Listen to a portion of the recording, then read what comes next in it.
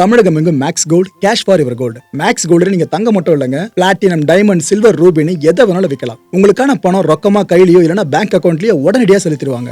Market மதிப்பை விட 100 ரூபாய் ஒரு கிராமுக்கு உங்களுக்கு கூடுதலா கிடைக்கும். தமிழ்நாடு முழுக்க டோர் ஸ்டெப் சர்வீஸும் இவங்க ப்ரொவைட் பண்றாங்க. உங்களுக்கு கோல்ட விற்கணும்னு அதுக்கு ஒரே ஒரு பெஸ்ட் பிளேஸ் மேக்ஸ் கோல்டு தான். கால் 04445454545. வணக்கம். Big topic with Karthik Mayakumar. தமிழ்நாட்டில் தேர்தல் திருவிழா வேற லெவலில் பீக் எடுத்து போய்கிட்டு இருக்கு. இதை பற்றி தான் முழுக்க பார்க்க போகிற நிகழ்ச்சிக்குள்ள போகலாம்.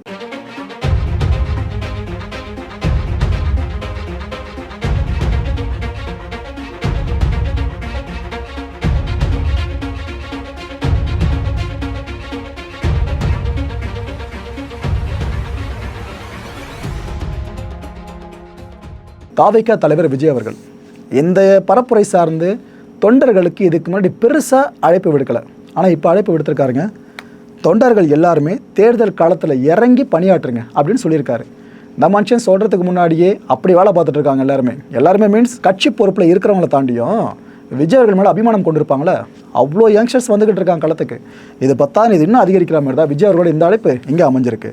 இன்னொரு பக்கம் விஜய் அவர்களை அரசியல் களத்தில் இருக்க முக்கியமான அரசியல்வாதிகள் பயங்கரமாக வசைபாடிக்கிட்டு இருக்காங்க. ஆனால் திரும்ப இருக்கார்ல, விக்ரவாண்டியில் பரப்புரையில் ஈடுபட்டிருந்தார். அப்போ என்ன சொன்னார்? விசில் அடிக்கிறவங்களுக்கு தேட்டரில் தான் வேலை, அரசில் வேலை கிடையாது, அவங்கள திரும்பவும் அங்கேயே அனுப்பிடுவோம் அப்படின்னு சொல்லியிருக்காரு. ஸோ அந்த விசிலுன்ற ஒரு சின்னம், இதை வச்சு என்னென்ன விஷயம் நடந்துட்டுருக்குல்ல. சிஎஸ்கே ஃபேன்ஸ்லாம் இந்த முறை விசில் போடவே மறந்துட்டோல, அந்தளவுக்கு எலெக்ஷன் பீக்கு மேலே போய்கிட்டு இருக்கு. திருவெரும்பூர் இங்கே இந்த ஆட்டோ ஓட்டுநர்களாக இருக்காங்களே, இவங்க சார்ந்த ஒரு பேரணிக்கு அரேஞ்ச் பண்ணப்பட்டிருந்துச்சுங்க. ஃபுல்லாக ஆட்டோஸ் எல்லாமே ஒன்றா போகிற மாதிரி. அந்த இடத்துல காக்கி யூனிஃபார்ம் போட்டிருக்கிறது யார் தெரியுதா? அன்பில் மகேஷ் அவர்கள். இந்த நூதனமாக நிறைய முறைகளில் மக்கள் கவனத்தை திருப்புற மாதிரி பிரச்சாரத்தை விதவிதமாக மேற்கொள்வாங்களே, அதில் இவர் கையாண்டிருக்க முறை தான் இது. ஆட்டோ ஓட்டி வாக்கு சேகரிப்பில் ஈடுபட்டிருந்தாருங்க.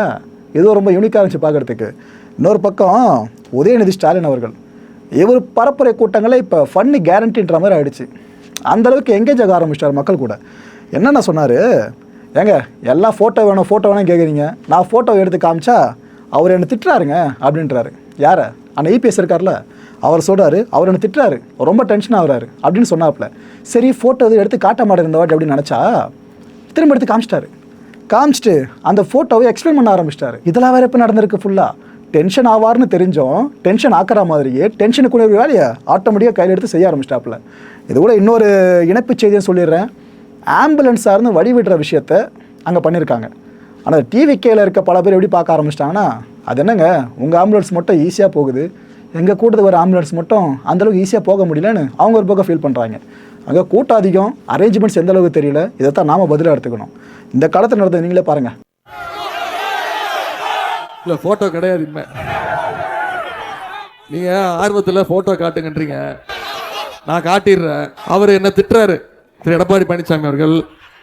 இன்னும் எனக்கு கெட்ட வார்த்தையில் மட்டும்தான் திட்டல, செத்து போயிருக்கணும்ட்டாரு. என்ன அவன் இருந்து என் உயிரை வாங்குறான் அப்படின்ட்டாரு. ஃபோட்டோ நான் காட்ட மாட்டேன், பெரிய தகராறு ஆகிடுச்சு. அவர் பிபியில் ரொம்ப டென்ஷன் ஆகிறாரு. வேணாம் ஃபோட்டோ வேணாம்.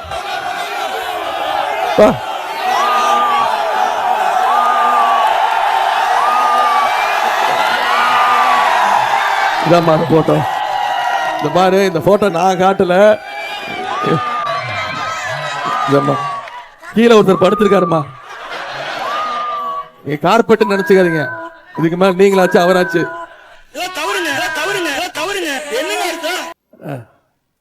ஆம்புலன்ஸ் வழி விட்டுருங்க.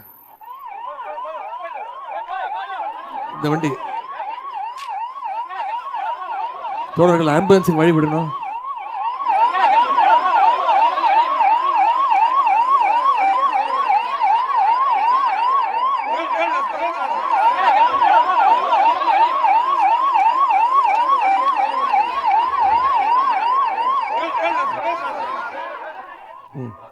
போயிடுச்சா? ஒரு பக்கம் உதயநிதி அவர்கள் இபிஎஸ் அவர்களை ஃபுல்லாக டார்கெட் பண்ணியே பரப்புரை களங்களில் பேசிகிட்டு இருக்காங்களா, இன்னொரு பக்கம் அண்ணன் இபிஎஸ் அவர்களும் உதயநிதி அவர்களை டார்கெட் பண்ணி பல விஷயங்களை பேசுகிறாரு. அவரும் ஈக்குவலாக மெயின்டைன் பண்ணுறாருங்க, சும்மா சொல்லக்கூடாது. அவர் 8 அடி பாஞ்சாருன்னா இவரும் 8 அடி பாயிறாரு. இப்படி தான் போய்கிட்டு இருக்கு. போகிற இடங்களில் பயங்கரமாக ஸ்கோர் பண்ணுறதையும் இபிஎஸ் அவர்கள் கரெக்டாக பண்ணிக்கிட்டு இருக்காரு. பரப்புரை களத்தில் எப்படி பேசணுன்ற விஷயம் தெளிவாக தெரிஞ்சிருக்கு. ஒரு பக்கம் இவரோட ஸ்பீச் மக்கள் மத்தியில் பெருசாக ரீச் ஆக ஆரம்பிச்சிருக்கா, இன்னொரு பக்கம் டிஜிட்டல் பிளாட்ஃபார்மில் நம்ம ஆளுமை செலுத்தணும் அப்படின்ட்டு. டிஎம்கே அளவுக்கு ஐடிவிங்க, ஏன்னா அவங்க ஸ்ட்ராங் ஹோல்டு, அந்தளவுக்கு நம்ம வரமோ இல்லையோ, பட் நாம் இந்த மாதிரி ஆளுமை செலுத்தணும்னு சில கிரியேஷன்ஸை வெளியிட ஆரம்பிச்சிட்டாங்க. நல்லாயிருக்கு, உண்மையிலே பார்க்க நல்லா இருக்குது. அதிமுகவுக்கு ஒரு நல்ல வெளிச்சம் தெரிகிற மாதிரி தான் இது போல் வேலைப்பாடுகள் அமைஞ்சிருக்கு. இதுக்கு முன்னாடி அதிமுகவினர் எந்த அளவுக்கு ஒர்க் பண்ணாங்களோ, ஆனால் வாக்குப்பதிவு நெருங்குற இந்த நேரத்தில் சூப்பராக ஒர்க் பண்ணிக்கிட்டு இருக்காங்க. அனைத்து இந்திய அண்ணா திராவிட முன்னேற்ற கழக தலைமையிலே அமைக்கப்பட்ட தேசிய ஜனநாயக கூட்டணியில கழகத்தினுடைய வெற்றி வேட்பாளராக மதுரவாயல் சட்டமன்ற தொகுதிக்கு திரு ப பெஞ்சமின் அவர்கள் நிறுத்தப்பட்டிருக்கின்றோம்.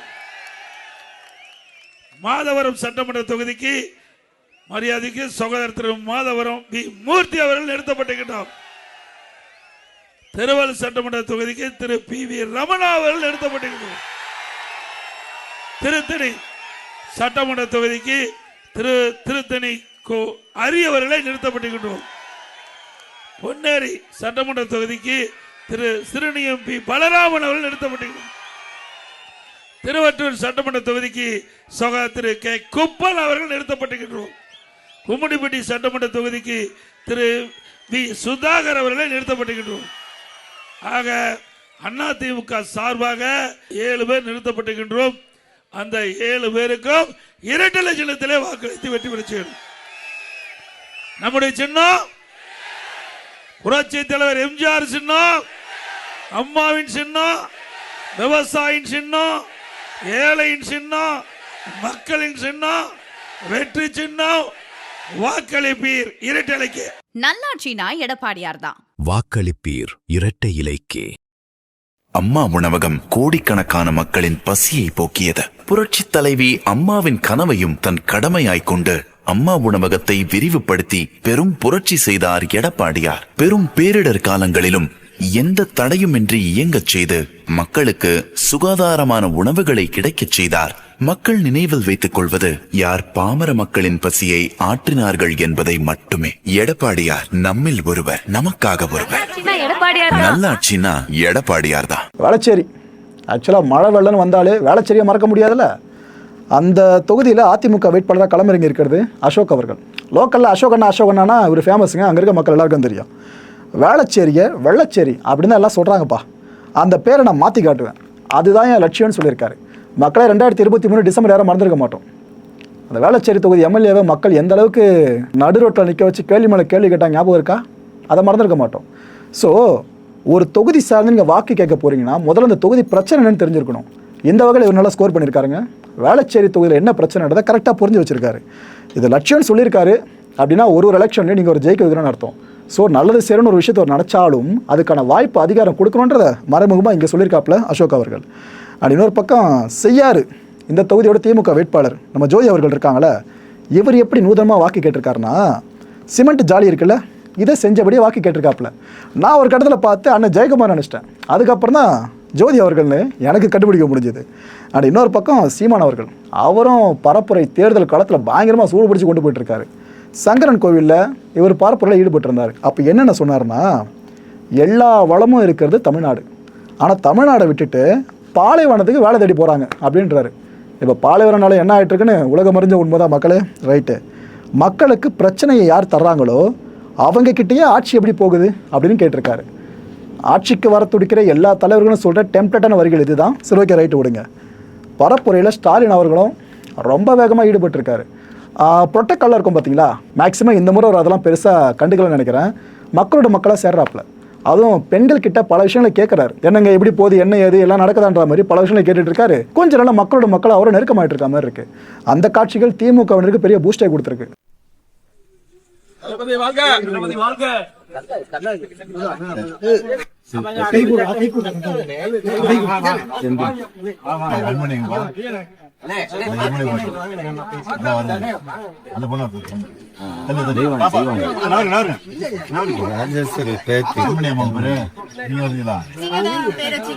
அப்படியா என்ன பிடிக்கலாமா? நல்லா இருக்கும், நல்லா இருக்கும். வாழ்த்து வாழ்த்து. நீயே வரைஞ்சியா? கேஷ் பண்ணியா நீ? அப்படியா போன தடவை ராலிமலையில நீங்க பிரச்சாரம் பண்ணும்போது ஃபர்ஸ்ட் பாப்பா உங்களுக்கு பொக்கே கொடுத்தாங்க. அப்படியா வாழ்த்து அதனால தான் உங்களை எப்படியாவது சந்திச்சு உங்களை பார்க்கணும். அப்படியா செம்மொழி உங்க நீங்க தான் பேரு செம்மொழியா வெரி குட் அதான் சொன்னா என்ன பண்ணிக்கிற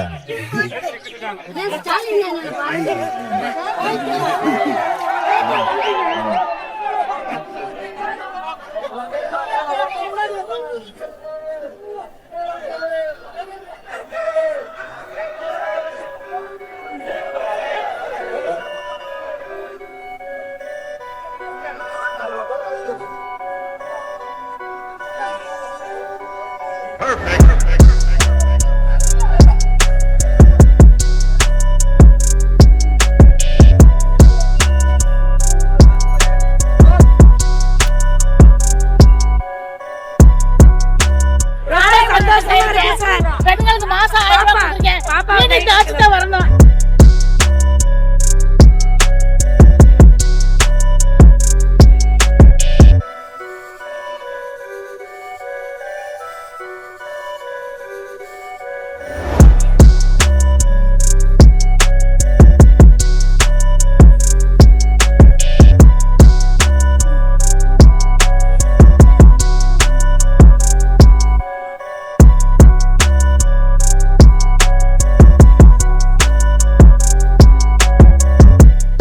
சாப்பாடுலாம் கிடைக்குதா அப்போ வசதியா இருக்கா பிடிச்சிருக்கா ஆச்சு ஏதாவது சொல்லுங்க பேர் என்ன கை கொடு பேர் என்ன பேர் சொல்லு என்ன படிக்கிற ரைட்டு வணக்கம் வாழ்த்து மகளிருக்கு என்னென்ன செய்யறோம் தெரியுமா உங்களுக்கு என்ன செய்யறோம் இல்லை உங்களுக்கு எதாவது கிடைக்குதா அதில் உங்களுக்கு உங்கள் குடும்பத்துக்கு எதாவது கிடைக்குதா அதெல்லாம் மறந்துடாதீங்க உதவி செய்யப்படுறேன் வேட்பாளர் முடியாது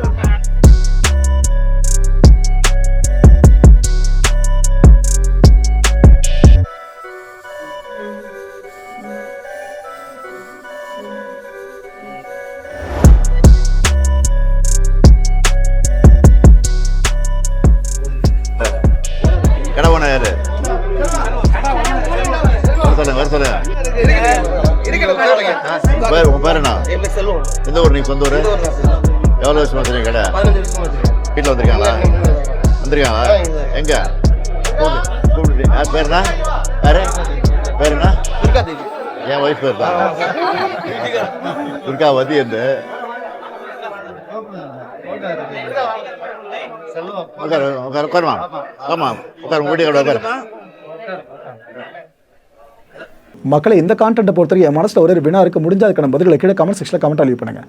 இவ்வளோ பேரோட பரப்புரை கோலங்கள் பார்த்தீங்களா, இதில் யாரோட பரப்புரை பேட்டர்ன் உங்களுக்கு ரொம்ப பிடிச்சிருக்கு எதுக்காக? ஏன்னா இந்த பதில் நீங்கள் கமெண்ட் செக்ஷனில் சொன்னீங்கன்னா சம்மந்தப்பட்ட கட்சியினர் இந்த வீடியோ பார்க்குறப்ப கீழே கமெண்ட் செக்ஷன் போகிறப்ப அவங்க என்னென்ன இதுக்கப்புறம் செய்யணும், எதை கொஞ்சம் அவாய்ட் பண்ணணும், இதை தெரிஞ்சுப்பாங்க. அதுக்காக தான் கேட்டிருக்கேன். அடுத்த நிகழ்ச்சி சந்திக்கலாம். நன்றி, வணக்கம். தமிழகம் எங்கும் Max Gold, cash for your gold. Max Gold நீங்க தங்க மட்டும் இல்லைங்க, பிளாட்டினம், டைமண்ட், சில்வர், ரூபினி எதை வேணாலும் விற்கலாம். உங்களுக்கான பணம் ரொக்கமா கையிலயோ இல்லைன்னா பேங்க் அக்கௌண்ட்லயோ உடனடியாக செலுத்திடுவாங்க. மார்க்கெட் மதிப்பை விட 100 ரூபாய் ஒரு கிராமுக்கு உங்களுக்கு கூடுதலாக கிடைக்கும். தமிழ்நாடு முழுக்க டோர் ஸ்டெப் சர்வீஸை இவங்க ப்ரொவைட் பண்றாங்க. உங்களுக்கு கோல்டை விற்கணும்னு அதுக்கு ஒரே ஒரு பெஸ்ட் பிளேஸ் மேக்ஸ் கோல்டு தான். கால் 04445454545. என் அன்பார்ந்த மாயம் ஸ்டுடியோஸ் நேயர்களே, மாயம் பக்தின்னு ஆன்மீகத்துக்காக பிரத்யேகமா ஒரு சேனலை கொண்டு வந்திருக்கோம். மறக்காம சப்ஸ்கிரைப் பண்ணி அந்த சேனலுக்கு உங்களோட ஆதரவை மனப்பூர்வமாக தெரிவிங்க. வணக்கம் மாயம் ஸ்டுடியோஸ் நண்பர்களே.